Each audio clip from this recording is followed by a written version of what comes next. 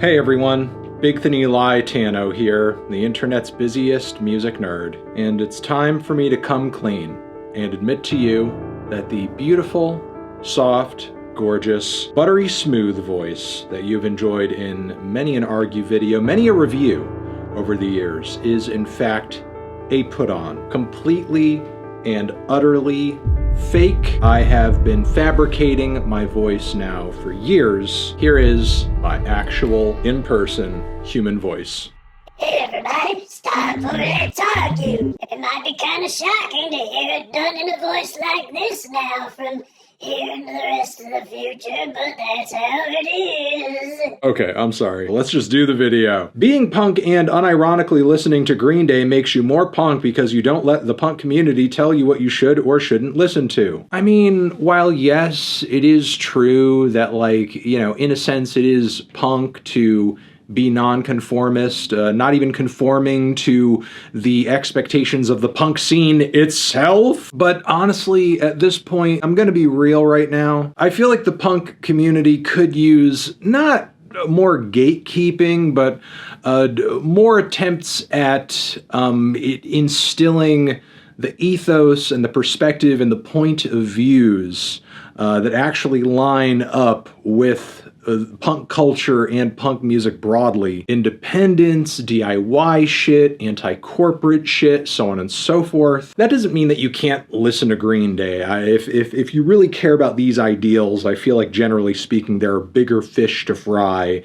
than whether or not you're listening to Green Day. Instead, let's concentrate more on social shit, political shit, community shit, and let's worry less about whether or not somebody's like vibe or aesthetic fits into some kind of box. I don't care about Snoop Dogg being at the Trump party. I guess I sort of see what you're saying here. I also don't really care about Snoop Dogg being at the Trump party insofar as like we're talking about this one individual guy at this like, you know, one individual event doing this one individual isolated thing. If there's anything upsetting about Snoop Dogg being at the Trump party, it's more what it's indicative of in terms of like this larger trend of corporations and influencers and liberal resistance figures who were so anti-Trump like back in 2016 or so, and you know, for several years after. Now pretty much at this point just like completely fucking giving in and just being like, well, if you can't beat them, join them. And I don't know how many of you remember this, but like back in the day, Snoop Dogg was going fucking hard at Trump. Like he was on Trump's neck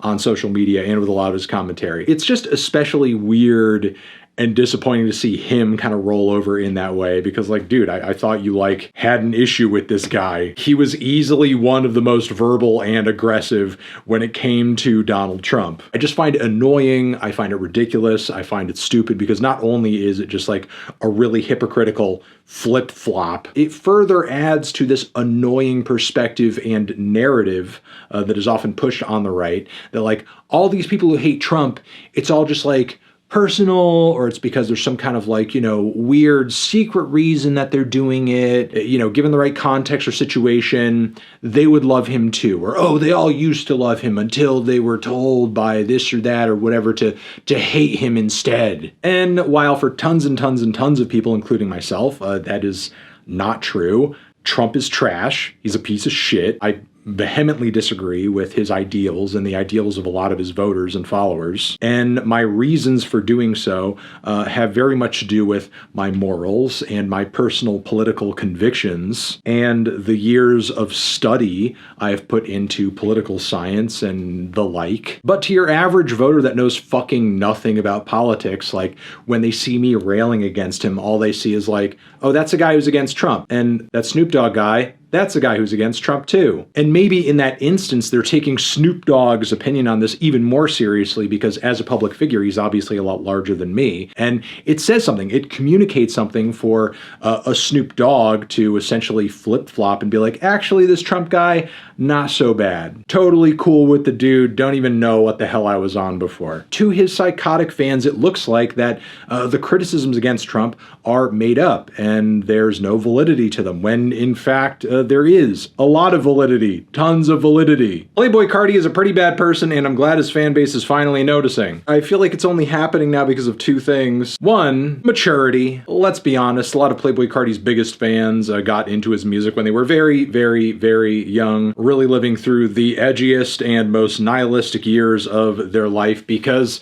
they've barely hit puberty, they have uncontrolled access to the internet, and they feel like they can do and say anything that they want, and they think they know everything. Then once you get like a little bit older and have a smidge more experience out there in the world, whoa, actually like feelings matter and people matter and this or that is kind of fucking cringe, conducting yourself like a friggin' scumbag. I feel like also a lot of his fans are kind of upset with him and just not really taking his crap anymore because he's pretty much been depriving his fans of what they want and have been wanting this entire time. New music, not a feature, not a clip, not a fit pick, an actual goddamn album, but he keeps just not doing it and he keeps pushing it back. I think because he understands on some level if he does eventually put out a record that disappoints people, the intense demand for him is going to drop. I feel like he's kind of realized that at this point, the less of him there is out there, the better. That means there's more interest in more of him. The moment he really oversaturates that market, his 15 minutes are going to be over. That is, unless he actually comes out with some music that significantly develops or expands upon the sounds that he made us so big with on Dial It. And also a whole lot of Red too. But I don't know. I feel like there's not really any reason to continue pushing the album back at this point, other than for, personal reasons of like extending his popularity. And yeah, I think on some level, a lot of his fans are kind of getting hip to that. Frank Ocean does not need to drop music. He loves doing it, so if he's not finding joy in it, he's clearly not inspired.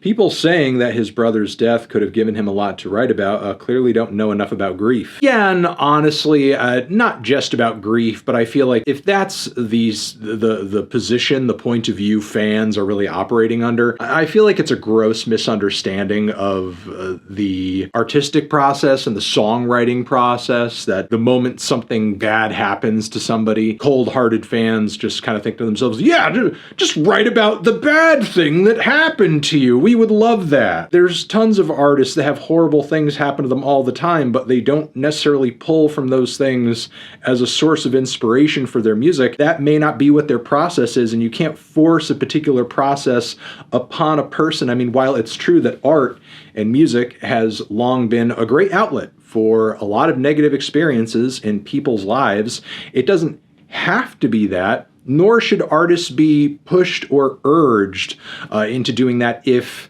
the desire to do so does not come naturally. So regardless of grief, you can't force or just outright expect an artist to write about one of the worst things that's ever happened to them just because you want more music or you want to hear about something that is personal to them. Fantano, it's okay to admit R&B is your blind spot. I don't know why every time Grammy season rolls around you upload reaction videos acting like you listen to R&B. Okay, first off, I don't start my channel by announcing that I'm a single expert in any one genre, R&B or otherwise, but if you're to call me out for not knowing as much about R&B as you want me to, why in the holy fucking hell would you use Grammy nominations as like your barometer for how much I know or don't know or care? And you act like I didn't cover any R&B or R&B adjacent records in the past year. Erica DeCassier, Raven Lenae, the new Tori Ma record, the Kaytranada record, the Tinashe record I've really been enjoying for the most part, her kind of artistic and commercial renaissance as of late, the Tierra Whack album too. I mean, a lot of these artists aren't necessarily the most mainstream. I mean, I don't think you're mad at me for like,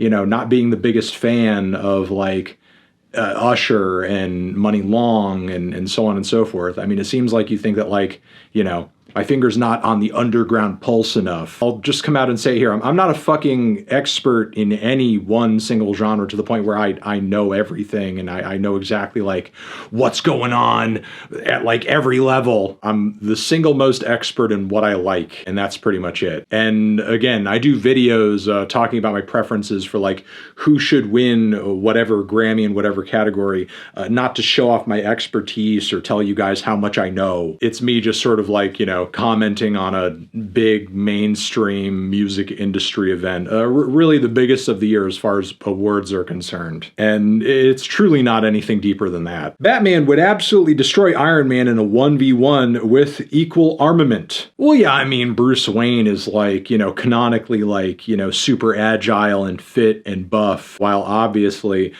Tony Stark's isn't exactly in bad shape himself. He's a guy who is known for enhancing his abilities with his intelligence and tech. Maybe there is a chance that even with equal armament, Tony Stark's would outsmart Bruce Wayne. Bruce Wayne would be so fucking stupid, he wouldn't even know how to use the super special epic Iron Man tech. Though, Bruce Wayne is also a guy who's no stranger to, tools and all sorts of gadgets and doodads to help him do, his work, his job. I think canonically, Bruce Wayne is supposed to be physically stronger. So yeah, I don't know if that's a hot take. Tom MacDonald doesn't belong on a worse list. All of his songs are practically identical, so there's nothing interesting to say, and it does nothing but give him attention, which is exactly what he wants. I guarantee you the guy would have less streams and income if people didn't cover him in reviews/worse lists. I don't know. Honestly, I disagree. The people who stream his music and buy his music and, get it up in the iTunes charts and shit like that, those people are genuinely enjoying his shit. They're not just enjoying his stuff because other people hate it or it just triggers the libs. Sure, there's something kind of funny about that, and there's a reason for his fans and conservatives to sort of talk about that and share in that, but honestly, if you go in right-wing social media circles, these freaks don't even need libs to be reacting and be triggered for them to sort of be sitting there being like, yeah, man, these libs sure are triggered right now. Yeah, the libs don't even need to be triggered in order for them to feed themselves that narrative and, just stir a shit pot for themselves just to sort of huff. I don't think that just because something, that there's not anything interesting to say about it in discussion that necessarily, makes it not so bad or not worth shitting on. After all, sometimes a complete lack of anything interesting to say or note is in fact the bad thing about the piece of music. But yeah, I feel like we need to not sort of buy into this narrative that, people who are of an ideology or a perspective that find distasteful the politics of Tom MacDonald or Donald Trump or whatever, that we tell ourselves that oh yeah, the only reason this person is popular is because, he's got haters and people don't like him and people always talk about how much they don't like him and da-da-da-da-da. That completely ignores the fact that there is a massive multi-billion-dollar right-wing ecosystem of media and influencers and social media platforms. Elon Musk fucking bought Twitter for a reason and turned it into a giant fucking Trump billboard over the course of the election. These are figures and these are platforms that would not just simply disappear if we all stopped hating. Pizza is a plant. For the most part, it's made from plants. Dough and flour, plants. Yeast, that's not meat. Little sugar in the dough, sugar cane, that's a plant. Tomato sauce, plant. You could put all sorts of plants and veggies on top. I mean, cheese is not a plant. That's true. Pizza can be pretty plant-based if you make it a certain way. So yeah.